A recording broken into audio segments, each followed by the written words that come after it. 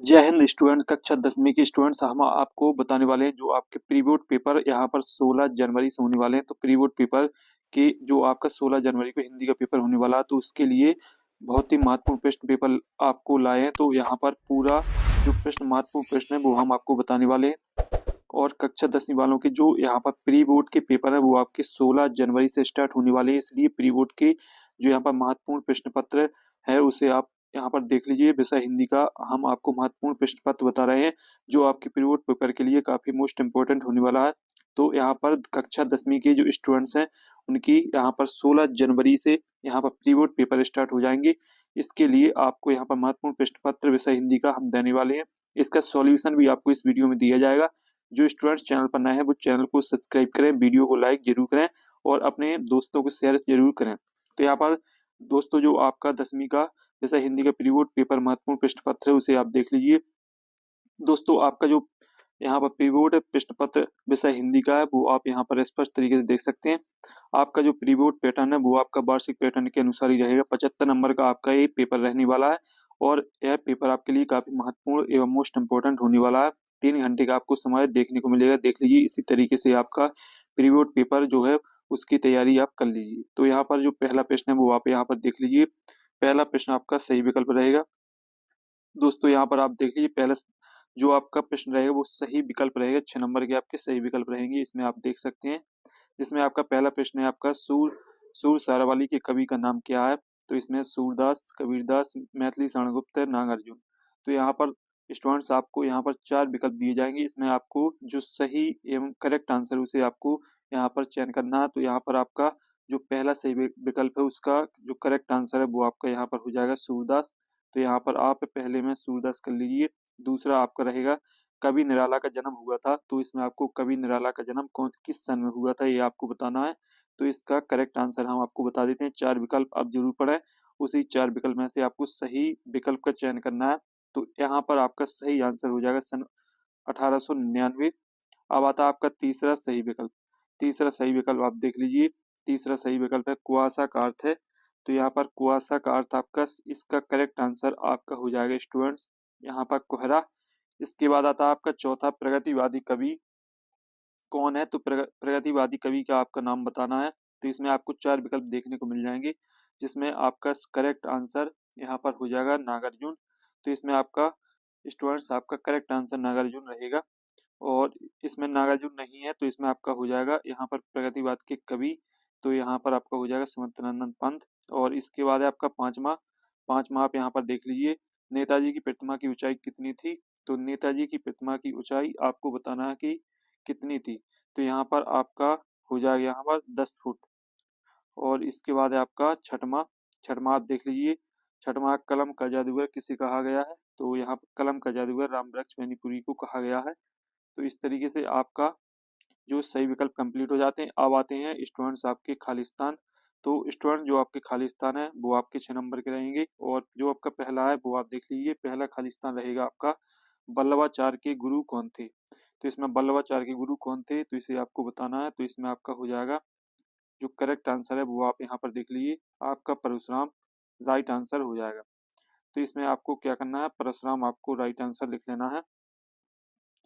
इसके बाद है दोस्तों आपका यहाँ पर दूसरा खालिस्तान दोहा छंद की प्रथम एवं तृतीय पंक्ति में डॉट डॉट मात्राएं होती हैं। तो इसमें आपका जो करेक्ट आंसर है वो आप यहाँ पर देख लीजिए। तो करेक्ट आंसर आपका 13 रहेगा।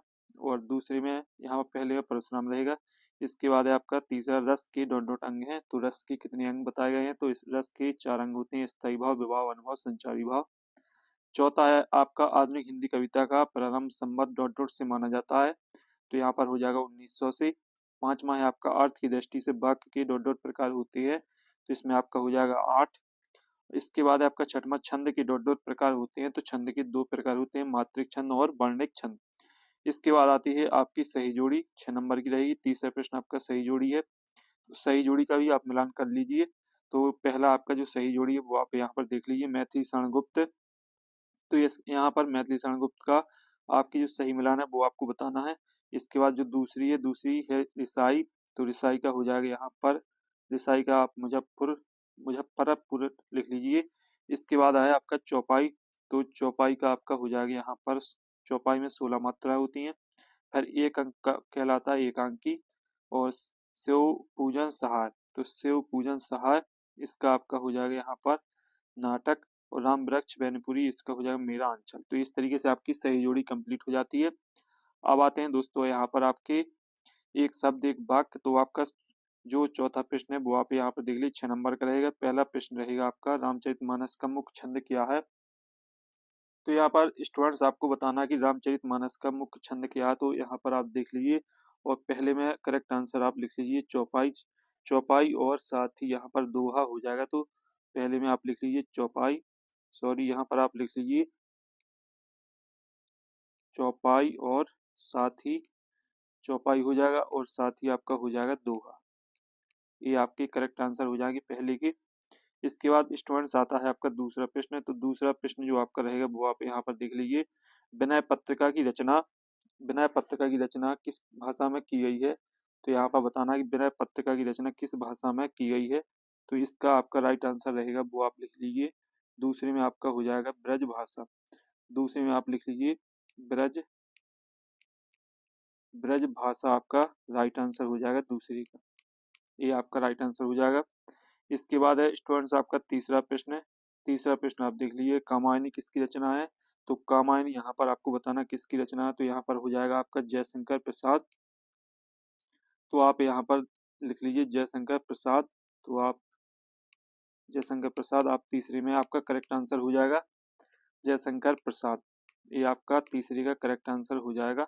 अब आता है यहाँ पर चौथा प्रश्न। चौथा प्रश्न स्टूडेंट्स आप देख लीजिए यहाँ पर चौथा प्रश्न है अट नहीं रही कविता किस बात को प्रकट करती है। तो यहाँ पर आपको लिखना है फागुन ऋतु को। तो आपका यहाँ पर चौथे में आपका हो जाएगा फागुन ऋतु। तो आप लिख लीजिए यहाँ पर फागुन ऋतु। ये आपका राइट आंसर हो जाएगा फागुन ऋतु। आपका यहाँ पर राइट आंसर हो जाएगा चौथे का। अब आता है आपका पांचवा प्रश्न। तो पांचवा है आपका यहाँ पर देख लीजिए जो पांचवा प्रश्न है कवि कवि नागार्जुन का मूल नाम क्या है। तो यहाँ पर आपको लिख लेना है विद्यानाथ मिश्र।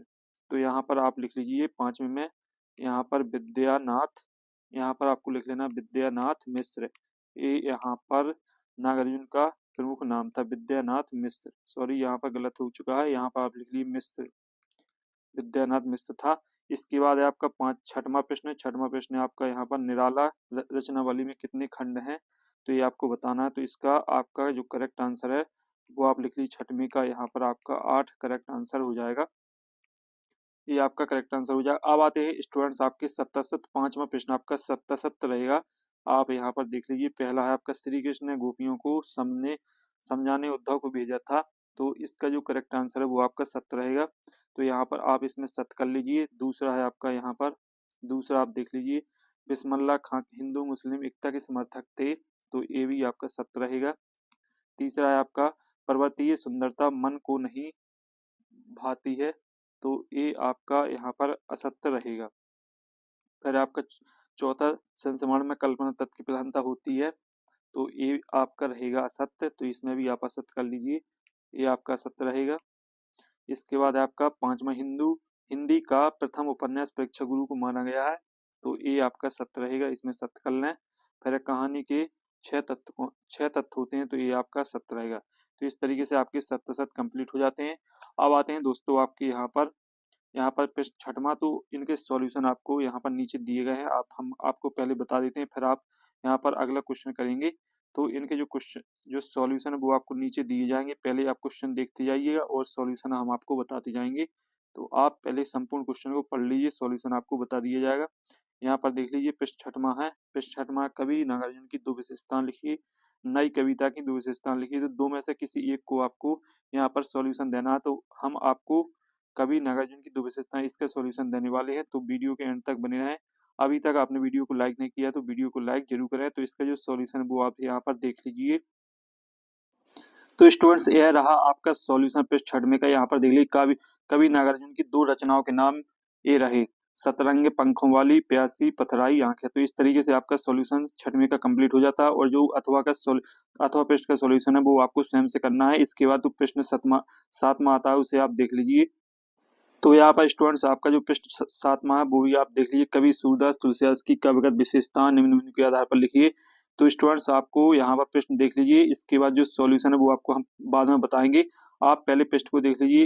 इसके बाद 8वां, फसल क्या है? उद्धव के व्यवहार की तुलना किस किस से की गई है? तो इनके जो सॉल्यूशन है वो आपको यहाँ पर नीचे दिखाए जाएंगे वीडियो के बाद में। तो आप यहाँ पर पहले प्रश्न को पढ़ लीजिए, इसके बाद हम आपको सॉल्यूशन बता देंगे। आप पहले प्रश्न को समझ लीजिए कौन कौन से प्रश्न आपके महत्वपूर्ण होने वाले हैं आपके प्री बोर्ड पेपर के लिए। तो यहाँ पर आपका जो 9वां प्रश्न है वो भी आप यहाँ पर पढ़ सकते हैं। 9वां जो प्रश्न है वो आप यहाँ पर देख लीजिए। कविता में बादल किन किन अर्थों की ओर संकेत करता है? इसका अथवा स्मृति को पाथेय बनाने से कवि का क्या आशय है? 9वां, काव्य की परिभाषा लिखिए। पुनरुक्ति, प्रकाश अलंकार की परिभाषा। इस तरीके से आपके प्रश्न आएंगे और वेरी वेरी मोस्ट इंपोर्टेंट प्रश्न ये आपके लिए होने वाले हैं। और 11वां, रस किसे कहते हैं? चौपाई छंद की परिभाषा उदाहरण सहित लिखिए। सॉल्यूशन आपको दिया जाएगा, वीडियो के अंत तक बने रहें। इसके बाद है आपका 12वां, राम वृक्ष मैनीपुरी और यतीन्द्र मिश्र का साहित्य के परिचय निम्न बिंदुओं के आधार पर लिखिए। 2 रचना, भाषा और शैली। इसके बाद है दोस्तों आपका 13वां प्रश्न, भगत भगत की पुत्र वधु उन्हें अकेला क्यों नहीं छोड़ना चाहती थी? नाटक एकांकी में अंतर लिखिए। 14वां है आपका लेख का मन्नू भंडारी के व्यक्तित्व पर किन किन व्यक्तियों का प्रभाव पड़ा है? बिस्मिल्लाह खां को शहनाई की मंगल ध्वनि का नायक क्यों कहा जाता है? इसके बाद है आपका 15वां प्रश्न है। 15वां प्रश्न है आपका, गद्य की कोई 4 विधाओं के नाम लिखिए। बाबू गुलाब राय के अनुसार निबंध की परिभाषा। तो इसमें से आपको किसी एक को करना है। सॉल्यूशन आपको स्टूडेंट वेट करें थोड़ा, सॉल्यूशन आपको दिया जाएगा वीडियो के एंड में। सॉल्यूशन संपूर्ण पृष्ठ का शेयर किया जाएगा, वीडियो से हटे नहीं। यदि वीडियो से हट जाते हैं तो सॉल्यूशन आपको नहीं मिल पाएगा। इसके बाद है 16वां, संधि और समास में कोई दो अंतर। शब्द शक्ति कितने प्रकार की होती है? नाम लिखिए। और 17वां है आपका, गंतोक को गंतोक को महंत काश बादशाहों का शहर क्यों कहा जाता है? भोलानाथ अपने साथियों को देखकर सिसकाना क्यों भूल जाते हैं? इसके बाद आपका 18वां प्रश्न है, संदर्भ प्रसंग। तो इसका सॉल्यूशन भी आपको दिया जाएगा, इसे आप अच्छे तरीके से देख लीजिए। प्री बोर्ड पेपर आपके 16 जनवरी से होने वाले हैं, इसलिए आप अच्छी तैयारी कर लें हर विषय की। इसके बाद 19वां प्रश्न है, इसमें भी आपको गद्यांश संदर्भ प्रसंग सहित व्याख्या करना है और ये आपके 3 नंबर के प्रश्न रहेंगे। इसके बाद है 20वां जो आपका प्रश्न रहेगा वो आपका है, अनुशासन का महत्व विषय पर अनुच्छेद लिखिए। सॉल्यूशन आपको वीडियो के एंड में दिया जाएगा, वीडियो के एंड तक प्लीज बने रहें, इसके बाद ही आपको सॉल्यूशन दिया जाएगा। 21वां देख लीजिए, इसमें भी आपको गद्यांश को पढ़ना है और नीचे जो प्रश्न आपके 3 प्रश्न बनेंगे इस गद्यांश के, और तो इनके सॉल्यूशन आपको इसी गद्यांश से मिल जाएंगे जो आपको गद्यांश दिया जाएगा। और इसके बाद है आपका यहाँ पर 22वां प्रश्न। तो 22वां प्रश्न आप देख लीजिए, अपने जिलाधीश महोदय को परीक्षा काल में हो रहे ध्वनि विस्तारक यंत्रों पर रोक लगाने के लिए आवेदन पत्र लिखना है और इसका अथवा अपने प्रिय मित्र को अपनी बधाई की शादी में सम्मिलित होने के लिए पत्र लिखिए। 23वां प्रश्न आपका, निम्नलिखित बिंदुओं में से किसी एक पर रूपरेखा एवं निबंध लिखना है। तो 4 नंबर का प्रश्न रहेगा और जो इनके सॉल्यूशन है वो आप यहाँ पर देख लीजिए। सॉल्यूशन आपका जो प्रश्न 6वें का सॉल्यूशन है वो आप यहाँ पर देख लीजिए। जो ये रहा आपका प्रश्न 6वें का सॉल्यूशन और यहाँ पर देख लीजिए ये रहा प्रश्न 7वें का आपका सॉल्यूशन। आप सॉल्यूशन की स्क्रीनशॉट लेते चलें ताकि जो आपका सॉल्यूशन वो आप अच्छे तरीके से पढ़ सकें। इसके बाद दोस्तों आता है प्रश्न 8वें का सॉल्यूशन। मैंने केवल आपको एक ही प्रश्न का सॉल्यूशन दिया अथवा का सॉल्यूशन आपको स्वयं से करना है, आप मिलान कर लीजिए। इसके बाद ये रहा आपका 9वें का सॉल्यूशन, 9वें प्रश्न का सॉल्यूशन। ये रहा आपके 10वें प्रश्न का सॉल्यूशन और ये रहा आपके 11वें प्रश्न का सॉल्यूशन। तो यहाँ पर सॉल्यूशन को अच्छे तरीके से पढ़िएगा। ये 11वीं पृष्ठ का सॉल्यूशन ये रहा, इसका आप स्क्रीनशॉट स्टूडेंट्स लगा सकते हैं। इसके बाद है आपका 12वीं पृष्ठ का सॉल्यूशन। तो यहाँ पर ये रहा आपके 12वीं पृष्ठ का सॉल्यूशन और ये है आपका 13वें पृष्ठ का सॉल्यूशन। यहाँ पर देख लीजिए 13वें पृष्ठ का सॉल्यूशन आपका ये रहा। इसके बाद है आपका 14वें पृष्ठ का सॉल्यूशन, ये रहा 14वें पृष्ठ का सॉल्यूशन। इसके बाद है आपका 15वें पृष्ठ का सॉल्यूशन और इसके बाद आता है आपका यहाँ पर संधि समास में अंतर, ये भी आपका प्रश्न है तो इसका भी सॉल्यूशन ये रहा 17वें पृष्ठ का सॉल्यूशन। और साथ ही यहाँ पर जो आपका अनुशासन पर निबंध है इसका सॉल्यूशन आपका रहा, ये रहा आपका यहाँ पर 21वें पृष्ठ का सॉल्यूशन और ये रहा आपका 22वें पृष्ठ का सॉल्यूशन। और जो सॉल्यूशन रह गए हैं उनके जो सॉल्यूशन वो आपको टेलीग्राम में मिल जाएगी और टेलीग्राम की लिंक आपको वीडियो के डिस्क्रिप्शन में आप जाइएगा तो वहाँ आपको देखने को मिल जाएगी। वहाँ आप टेलीग्राम चैनल को ज्वाइन कर सकते हैं और संपूर्ण सॉल्यूशन भी प्राप्त कर सकते हैं। तो स्टूडेंट्स आपके प्री बोर्ड पेपर बहुत ही जल्द होने वाले हैं और तैयारी आप अच्छी कर लें। इसी तैयारी के लिए हमने आपको महत्वपूर्ण प्रश्न पत्र पेपर उपलब्ध कराया है ताकि आपकी जो तैयारी वो अच्छी हो सके। तो स्टूडेंट्स अगले वीडियो में फिर मिलते हैं नए टॉपिक के साथ, तब तक के लिए जय हिंद, वंदे मातरम।